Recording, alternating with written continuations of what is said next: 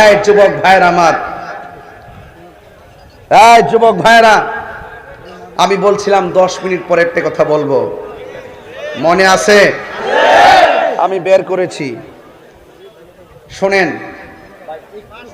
আমার নবীর পরে আর কোন নবী আসবে না। নবীর মর্যাদা কেউ হতে পারবে না। নবীর সঙ্গে কাহারও তুলনা চলবে না। আমাদের বাংলাদেশের একজন বক্তা আছে, উনি একের সময় গবেষণা করে করে কথা বলে, করোনা নিয়ে কথা বলে, বিজ্ঞান নিয়ে কথা বলে, যত উল্টা পাল্টা কথা আছে আগাম কথা বলে। মাঝে মাঝে কিছু যাই না কো, আগে থেকে যাই না কো, মাঝে মাঝে এইভাবে ডেলিভারি দিয়ে দিদি দিদি দিদি দিতে এমন এক জায়গায় যায় পড়ছে, তিনি বলতেছেন